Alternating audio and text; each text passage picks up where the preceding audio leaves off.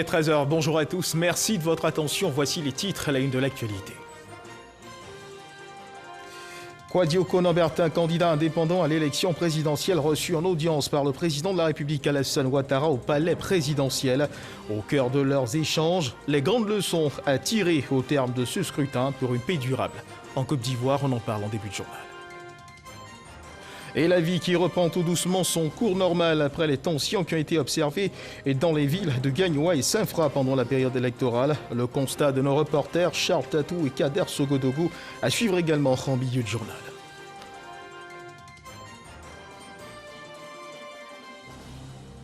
Et puis lutte contre le terrorisme au Mali, opération menée par la force française baptisée Barkhane, un cadre historique de la mouvance djihadiste au Sahel lié à Al-Qaïda. Bahag Moussa, considéré comme responsable de plusieurs attaques contre les forces maliennes et internationales, mis hors d'état de nuire. Voilà pour l'essentiel. Oui, bonjour à tous. Le président sud-africain Cyril Ramaphosa adresse ses félicitations au président de la République Alassane Ouattara pour son élection au terme du scrutin du 31 octobre en qualité de président de la République de Côte d'Ivoire. Il dit, et je cite, « Le gouvernement et le peuple sud-africain adressent leurs chaleureuses félicitations au président Alassane Ouattara. La bonne conduite de ces élections est un gage de succès pour la démocratie sur le continent africain. » Autre message de félicitations adressé au chef de l'État, celui du président gambien Adama Barrow. Il dit, je cite, « Mes meilleurs vœux au président Ouattara et au peuple de Côte d'Ivoire ». Le chef de l'État, Alassane Ouattara, qui recevait en audience hier jeudi au palais présidentiel l'un des candidats déclarés à l'élection présidentielle du 31 octobre, Kouadio Konan-Bertin. Kouadio Konan-Bertin qui a indiqué avoir été reçu par le chef de l'État, Alassane Ouattara, afin de tirer les leçons de ce scrutin dans la perspective d'une paix durable en Côte d'Ivoire. Jérôme Kofi Aboula. Konan Kouadio-Bertin dit Kakabe chez le président de la République, Alassane Ouattara, ce jeudi au palais de la présidence. L'un des candidats à l'élection présidentielle d'octobre 2020 estime qu'après la bataille des urnes, il est important que l'on trouve le temps d'en tirer les leçons et Kakabe de se féliciter que le chef de l'État, fidèle à ses principes de toujours œuvrer pour la paix, soit disposé à le recevoir dans cette optique. La politique est un art qui s'exerce avec élégance. Avec élégance. C'est aussi un jeu.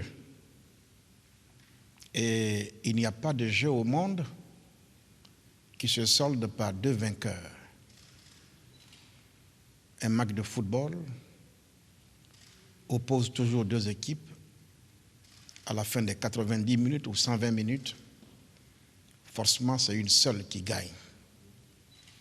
C'est ce que je veux que les jeunes de notre génération retiennent, et ceux de demain, que la démocratie ou la politique, ce n'est pas la guerre.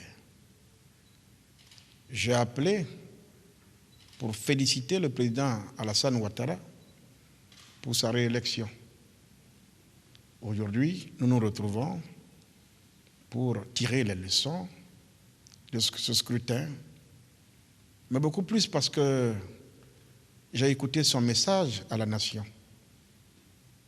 Comme disait un autre avant lui, le bon temps était au rendez-vous de ce message. Sauf si je me trompe, j'ai eu ce sentiment que le chef de l'État est disposé à aller au dialogue, à aller à la paix. L'homme politique, le vrai, c'est celui qui sait lire les signes du temps. Les temps actuels, en tout cas les signes qu'il nous envoie, sont ceux de la paix. Il y a un temps pour la belligérance. Il y a un temps pour la bataille. Il y a un temps pour aller à la paix. Il est bon de le noter, la rencontre entre Kakabe et le président Alassane Ouattara vient juste après les échanges que le chef de l'État et son aîné Henri Konan Bédié ont eus dans le cadre d'un dialogue franc entre les deux personnalités pour la préservation de la paix et la cohésion sociale en Côte d'Ivoire.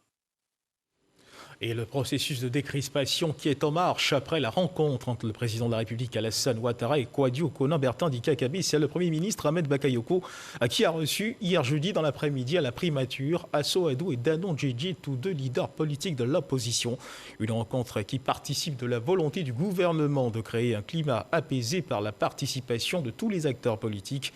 Il faut rappeler que le ton a été donné mercredi dernier par la rencontre entre le président Alassane Ouattara et le président du PDCI RDA, Henri Konan Bédié. 13 partis de l'opposition réunis au sein d'une plateforme regroupant l'Alliance des Ivoiriens pour la démocratie, l'AID et l'Union des masses populaires pour la patrie, l'UMPP, félicite le président de la République Alassane Ouattara pour son élection. C'était au cours d'une conférence de presse. La plateforme invite le gouvernement à poursuivre le dialogue avec l'opposition. Ahmed Traoré, Abdoulaye Koné. Après la validation du scrutin du 31 octobre par le Conseil constitutionnel, confirmant l'élection du candidat du RHDP, Alassane Ouattara, comme président de la République, la plateforme AID et UMPP, à savoir l'Alliance des Ivoiriens démocrates et l'Union des masses populaires pour la patrie, fait la déclaration suivante. Le présidium de l'AID et de l'UMPP adresse au président élu ses chaleureuses félicitations. Nous encourageons le président élu, Alassane Ouattara, à poursuivre ses efforts pour la consolidation de la paix.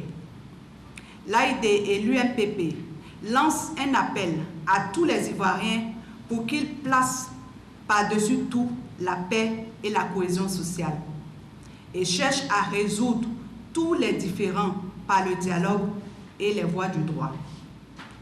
Nous nous félicitons de la rencontre entre le président Alassane Ouattara et son aîné Henri Konan Bédié, ce qui augure des lendemains meilleurs. Nous demandons à chacun d'œuvrer pour la paix et la réconciliation. La plateforme AID et UMPP est un groupement de 13 partis politiques de l'opposition. Elle souhaite le renforcement du dialogue entre les autorités du pays et les partis de l'opposition. Et deuxième titre de ce 13h, mesdames et messieurs, après quelques jours de remous sociaux, la vie a repris dans la ville de Gagnoa et les localités environnantes, notamment Saint-Fra, Bayota et Serio. Le constat de notre reporter Charles Tatou. La vie reprend son cours normal dans les villes et villages après le scrutin présidentiel. Nous sommes sur l'axe Yamoussoukro-Saint-Fra, zone à forte production de vivriers. Les conducteurs de tricycles se frottent les mains pour la reprise de leurs activités. Chaque voyage, ça dépend. Souvent, on fait à 5 000. Souvent, si c'est pas loin, on fait ça à 2 500. Par jour, on peut faire 10 voyages ou bien 15 voyages comme ça. Les acteurs des filières bananes et fruits ont investi les villages, lieu de stockage des productions. Demain, nos marchés, c'est Abidjan. On doit faire le chargement aujourd'hui, dimanche. On charge des camions et véhicules de transport pour l'approvisionnement quotidien des marchés d'Abidjan et de Bouaké. Ça fait 2 semaines ici, je suis là. Et puis on est venu chercher bagages. Comme le temps nous a amenaçant, ça va maintenant. On cherche bagages pour aller à Abidjan, pour aller voir comment ça est là-bas. Saint-Fra, les remous sociaux connus par certaines localités n'ont pas affecté la ville. L'harmonie entre les communautés a fait barrage aux vieux démons de fragilisation de la paix et la cohésion sociale. On vit avec nos frères de façon intelligente. Après les événements électoraux, on vit bien. On a eu l'habitude de nous côtoyer, on a eu l'habitude de nous amuser ensemble et c'est ça qui continue. L'ambiance dans le marché, une des preuves. Je suis venu acheter mes mèches pour aller me tresser. Ici à Saint-Fra, on vit en fraternité ici. Tout va bien. Mais seulement, on rend gloire à Dieu, parce que c'est lui qui a permis que cela soit. Néanmoins, on constate une petite morosité à cause des congés scolaires. Idem à Bayota, dans la région du Go. Chez nous, ici à Bayota, dans la ville de Bayota, il n'y a pas eu de mouvement, il n'y a pas eu de palabre. Voilà, après les élections et avant les élections, nous sommes tous là, nous vivons en frères. Gagnoa, chef-lieu de région, les remous sociaux n'ont pas épargné la ville. Mais très rapidement, les choses sont rentrées dans l'ordre. Les autorités locales ont usé de toutes les stratégies pour ramener la paix. Certains jeunes gens profitent pour créer le doute Et c'est dans ce sens-là que j'ai essayé de créer peut-être un petit groupe de veille dans le quartier. S'il y avait des problèmes, des personnes suspectes, d'alerter tout de suite le préfet de police pour partir vérifier vraiment si ces personnes-là sont de ce quartier, bien qu'est-ce qu'ils sont partis faire. Je crois que je fais vraiment le tour de plusieurs quartiers. Et Dieu merci, rien à signaler à ce jour. La vie a totalement repris. Les maquis et les boîtes de nuit reçoivent leur monde habituel. Et la vie qui reprend également son cours normal à Mbato avec ce retour au calme. Après les tristes incidents survenus il y a peu et qui ont malheureusement fait énormément de dégâts matériels et de pertes en vies humaines. Kader Sokodoko. À Mbato, c'est au pas de course, mais à travers une méthode efficace que le général de division Alexandre Apalo Touré, commandant supérieur de la gendarmerie nationale, a multiplié les rencontres avec les guides religieux, les chefs coutumiers et les jeunes pour amener le calme dans la localité. Avec son franc-parler connu, le commandant supérieur de la gendarmerie a rappelé à chacune des parties la nécessité d'aller à la paix. Nous nous sommes chargés de vous sécuriser et de veiller à ce que vous puissiez vivre, de veiller à ce que ici à Mbato, demain on trouve des gens à ma place dans quelques années en train d'assurer la sécurité de la Côte d'Ivoire. C'est ce qu'on souhaite pour vous. Et pour que ça arrive, il faut que vous soyez en vie. Il ne faut pas que des gens vous trompent et vous conduisent à la mort. Quand vous allez finir de tuer 1000 de l'autre côté et qu'on a tué 100 chez vous, ça ne va pas réveiller les 100 qu'on a tués chez vous. Ça va faire du mal à la population de Mbato. C'est pour cette raison qu'on vient vers vous, pour vous tranquilliser, pour vous calmer. De sorte que les rumeurs que les gens sont en train de propager volontairement pour tuer les jeunes de la République, que vous ne soyez pas piégés par ces rumeurs. Que vous ne soyez pas piégés par des gens qui ont leurs ambitions, qui ont tout déjà dans la vie. Le commandant supérieur de la gendarmerie a mis les jeunes face à leurs responsabilités.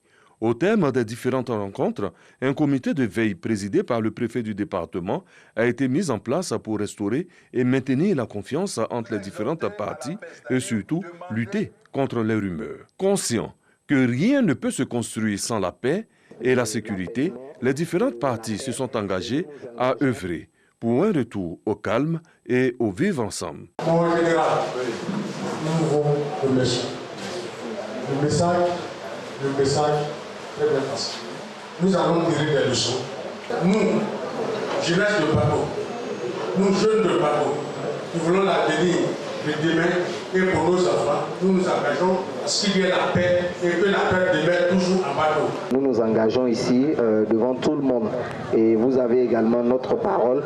Nous n'allons pas vous décevoir par la volonté de Dieu.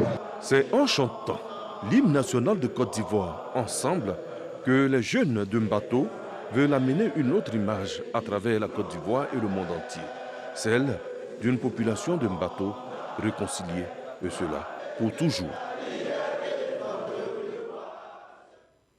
Voilà, plus d'incidents et de pertes en vie humaine, c'est le vœu exprimé par les populations de Mbato et les autorités ivoiriennes qui réagissent via un communiqué à une information distillée faisant état de ce que 6 000, voire 8 000 Ivoiriens ont franchi les frontières du Libéria et du Ghana pour s'y réfugier. Une information loin d'être juste, c'est ce que nous dit Éric Corré.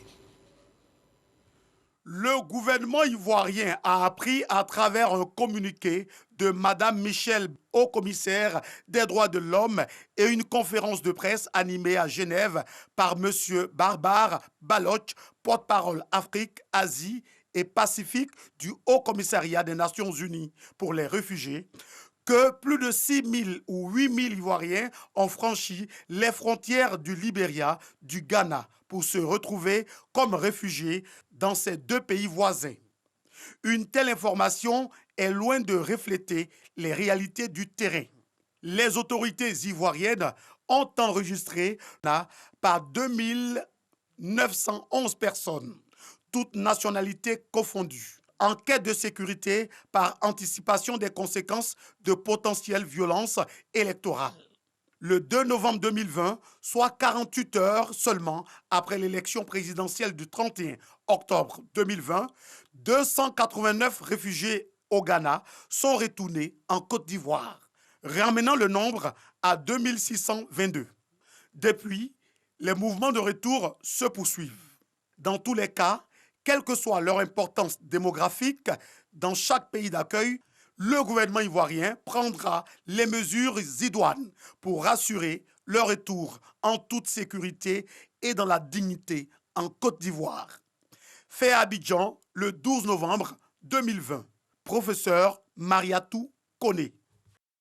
Voilà, loin des rumeurs et autres spéculations, le ministre de l'Équipement et de l'Entretien routier était sur le terrain en compagnie des responsables des structures placées sous la tutelle de son département.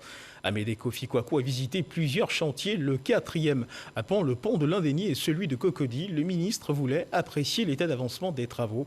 On note des retards du fait de la situation de Covid-19 et du contexte sociopolitique. Le ministre de l'Équipement et de l'Entretien routier invite les entreprises à redoubler d'efforts pour rattraper le retard. Francis Boifo. Environ 80% du délai de livraison consommé et 25% le taux de réalisation des travaux. Le ministre de l'Équipement et de l'Entretien routier était sur le chantier du 4e pont d'Abidjan ce jeudi. Nous avions donc le problème de la libération des emprises. Nous avons discuté avec la plupart de ceux qui doivent être déplacés. Il y a certains qui vont être payés dans ces jours qui viennent, de sorte qu'on puisse libérer les emprises pour que l'entreprise puisse valablement travailler. Plusieurs projets sont en cours de réalisation pour faciliter la mobilité des Abidjanais. Le ministre de l'Équipement et de l'Entretien routier a échangé avec les responsables des entreprises chargées d'exécuter le projet de l'échangeur de l'Indénié et du 5e pont, encore appelé pont de Cocody. Globalement, on peut dire que les chantiers avancent bien. À cause de la maladie à Covid-19, nous avons pris quelques retards, mais nous avons incité les entreprises à travailler vite. Le ministre Amédée Kofi Kwaku demande aux entreprises de renforcer le dispositif mis en place pour livrer les travaux à bonne date et éviter les coûts supplémentaires liés aux différentes missions de contrôle. Et direction la région du Poro. Les élèves et étudiants de cette région ont été célébrés récemment. Ce sont 32 prix qui leur ont été décernés en présence des acteurs de l'éducation nationale, des parents et amis pour le parrain et initiateur de la journée régionale de l'excellence et du mérite dans le Poro, Amadou Koulibaly, directeur des affaires extérieures de la présidence de la République. Il s'agit non seulement de relever le niveau des élèves et étudiants et de contribuer à former les élites de demain. Ami Sissoko. 9e édition de la journée régionale du mérite et de l'excellence du Poro. Ce sont 32 prix qui ont été décernés aux lauréats. Ces distinctions récompensent les meilleurs élèves du secondaire général au BEPC, CAP, BAC, toutes séries, les meilleurs établissements ainsi que les meilleurs étudiants en master de l'université Peleforo Konkoulibaly. Des prix composés de kits scolaires, de bons de fourniture, de tablettes éducatives, d'ordinateurs portables, d'ordinateurs de bureau et imprimantes. Le tout accompagné d'une assistance financière. Je suis heureuse de faire partie des lauréats de cette 9e édition. Je ne m'attendais pas à ce prix, mais je me tuais pour pouvoir étudier. Je suis très content. Je remercie vraiment le président de la République de Côte d'Ivoire et tout son gouvernement. Parce que ma fille est partie au Maroc, l'État a pris tout sa charge. Sous l'impulsion de l'ex-premier ministre Amadou Koulibaly, la journée régionale du mérite et de l'excellence du Poro est initiée par le 2e adjoint au maire de Korogo. Par ailleurs, directeur des affaires extérieures de la présidence de la République, Amadou Koulibaly, affectueusement appelé AMS par la population. Son œuvre vise à insuffler l'excellence au Poro. Grâce à Amadou Koulibaly, aujourd'hui nous avons plus de 50 enfants de Korogo qui poursuivent leurs études à l'étranger. Je dis bien qui ont eu leur examen à Korogo. Il y avait un seul principe, être parmi les meilleurs de la région du Poro, quelles que soient vos origines. Quant au meilleur établissement, le lycée Houphouët-Boigny de Korogo s'est arrogé la distinction du meilleur établissement au bac comme l'année dernière. Il est suivi du lycée moderne de Dikodougou et du collège municipal de Sirasso. Le collège moderne de Turo, avec 100% de réussite au BEPC, obtient le prix du meilleur établissement BEPC. Un mot de sport dans cette édition. Le ministre du Budget du portefeuille de l'État, Moussa Sanogo, a visité le centre sportif culturel et d'éthique ivoiro-coréen Alassane Ouattara de Taekwondo. Moussa Sanogo est allé s'imprégner de l'avancée des travaux avant l'inauguration officielle de ce joyau architectural. C'est ce que nous confirme Jean-Sylvain Ressot. Après le ministre des Sports, Paulin-Claude Danho, il y a de cela quelques mois, c'est au tour du ministre du Budget et du portefeuille de l'État, Moussa Sanogo, de se rendre sur le site du Centre sportif culturel et d'éthique ivoiro-coréen Alassane Ouattara pour constater par lui-même le niveau d'achèvement des travaux. Des travaux achevés à 99%. Le ministre Moussa Sanogo a profité de l'occasion pour visiter le gymnase, la bibliothèque, la salle d'éthique et les bureaux de la fédération. C'était également l'occasion pour lui de mesurer les besoins devant permettre de rendre totalement opérationnelle l'infrastructure avant sa prochaine inauguration officielle. C'est une infrastructure supplémentaire qui est mise à la disposition de la ville d'Abidjan, puisqu'on a vu quand même que c'est un centre qui est plutôt polyvalent. Il y a beaucoup de choses qu'on peut y faire. Et puis surtout pour le taekwondo qui nous a valu beaucoup de lauriers, en particulier ces dernières années. C'est vraiment une infrastructure qui vient à point nommé. Je ne peux souhaiter qu'une longue vie à la Fédération ivoirienne de taekwondo et surtout que ce centre ait un bel avenir également, qu'il ait un entretien approprié. Et je voudrais indiquer que nous serons là aussi pour jouer notre partition de ce côté-là. Rappelons que le centre sportif culturel et d'éthique ivoiro-coréen Alassane Ouattara est construit sur une superficie de 8 824 mètres carrés et financé à plus de 6 milliards par le gouvernement coréen à travers l'Agence coréenne de coopération internationale. Et la dynamique de développement, vous le savez, n'empêche pas la vigilance. Bien au contraire, elle est une exigence. Et dans le domaine sanitaire, l'État de Côte d'Ivoire toujours engagé dans la lutte contre le Covid-19.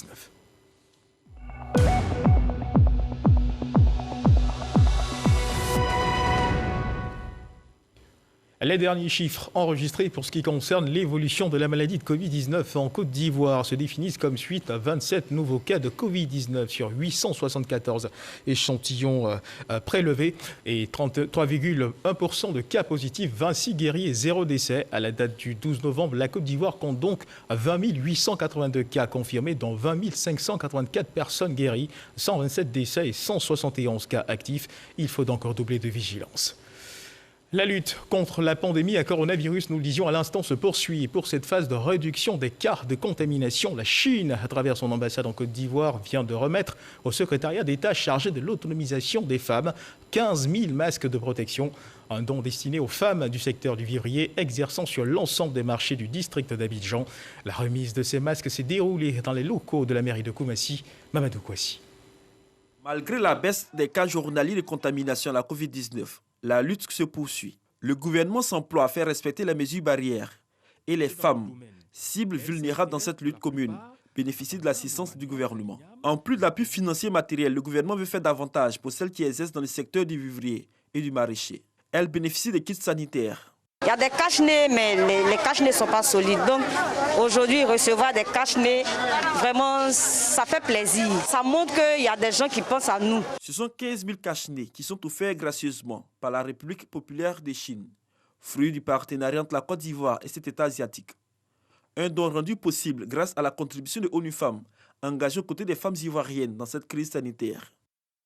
Les femmes très présentes dans le commerce en Côte d'Ivoire jouent un rôle essentiel pour assurer un approvisionnement stable en produits vivriers et non vivriers aux grandes villes comme Abidjan. Ils sont ainsi plus exposés au risque d'infection du nouveau coronavirus. Selon l'OMS et beaucoup de pays ayant réussi à maîtriser la situation épidémique, le port de masques constitue un moyen de protection efficace. Grâce à vous et grâce à votre engagement à rester productive durant ces mois d'application des mesures restrictives, vous avez contribué à endiguer les pénuries de produits alimentaires sur les marchés d'Abidjan et à contenir ainsi le risque d'insécurité alimentaire qui aurait aggravé le bilan social de cette crise. Soyez rassurés, chères sœurs, que l'ONU Femmes poursuivra ses efforts de soutien au gouvernement et de mobilisation des partenaires afin que vous soyez suffisamment pris en compte dans les plans de relèvement et de relance post-Covid. La secrétaire d'État chargée de l'autonomisation des femmes, Miss Belmont Dogo, s'est réjouie de l'accompagnement des partenaires au développement dans l'éradication de cette pandémie en Côte d'Ivoire. Elle rassure les femmes du secteur informel de l'assistance continue du gouvernement en cette crise sanitaire. Je voudrais également vous rassurer que ces masques seront distribués comme souhaité aux femmes commerçantes de vivriers, aux femmes de maraîchers dans les 10 grands marchés du district d'Abidjan et à l'intérieur du pays. J'invite les bénéficiaires à faire bon usage de ces masques et surtout à continuer à respecter les mesures barrières car le virus continue de sévir. Au cours de cette cérémonie, des démonstrations ont été faites pour informer et sensibiliser les femmes sur le port du cache-nez, des techniques pour casser véritablement la chaîne de contamination de la Covid-19. Dans l'actualité internationale, au Burkina Faso, 14 soldats ont été tués dans une embuscade dans le nord du pays depuis l'une des plus graves attaques contre l'armée depuis 5 ans en pleine campagne électorale pour la présidentielle et les législatives du 22 novembre. L'attaque a été perpétrée mercredi dans le nord du pays, dans une zone frontalière du Mali et du Niger, l'une des régions les plus touchées par les exactions des groupes djihadistes. Et puis cette information, nous l'annoncions en début de journal dans les titres. L'armée française a annoncé ce vendredi la neutralisation au Mali au cours d'une opération menée par la force Barkhane, un cadre historique de la mouvance djihadiste au Sahel lié à Al-Qaïda, dont le nom était associé ces dernières années à de nombreuses attaques dans la région contre les forces maliennes et internationales. Cadre historique de la mouvance djihadiste au Sahel, Bahag Moussa est considéré comme responsable de plusieurs attaques contre les forces maliennes et internationales. C'est ce qu'a souligné la ministre française des Armées, Florence Parly, dans un communiqué qui salue un succès majeur dans la lutte contre le terrorisme. Et puis, la nouvelle est tombée hier, on l'a appris, l'ancien président ghanéen Jerry Rawlings, qui a dirigé durant 20 ans ce pays anglophone d'Afrique de l'Ouest, d'abord comme chef d'un régime militaire, puis président élu, est décédé à l'âge de 73 ans. Qui était-il? Portrait de l'homme avec Sidonie Davila. C'est une grande perte pour le Ghana et pour le continent africain. Celui dont le visage se confondait à la vie politique ghanéenne s'est éteint au moment où on s'y attendait le moins. Jerry Rawlings, à l'état civil, Jeremiah John Rawlings, est né le 22 juin 1947 à Accra d'un père écossais et d'une mère ghanéenne. On est en 1979 quand le Ghana découvre celui qui aura certainement le plus influencé son histoire contemporaine. À cette époque, il n'a que 32 ans. Il dirige le Ghana en 1979 et de 1981 à 2001. Ancien lieutenant de l'armée de l'air ghanéenne, il participe pour la première fois à un coup d'État militaire en mai 1979. Sa tentative échoue, il est arrêté puis libéré quelques semaines plus tard par un groupe d'officiers. Il organisera un nouveau putsch en juin suivant qui renversera le régime de Fred Akufo et le portera à la tête du pays. En septembre de la même année, Rawlings rend le pouvoir aux civils et Ayla Liman devient président.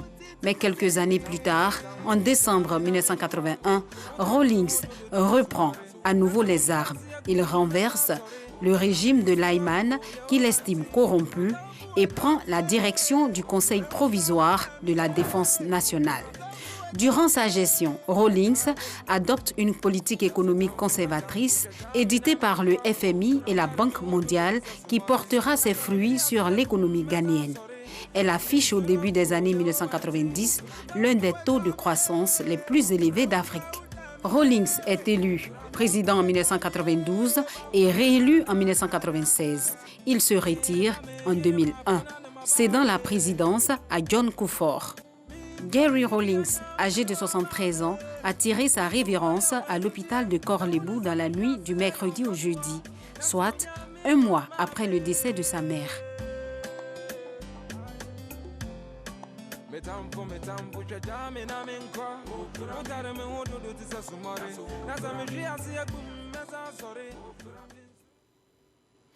Voilà, repos à l'âme du défunt. C'est la fin de ce journal. Merci de nous avoir suivis.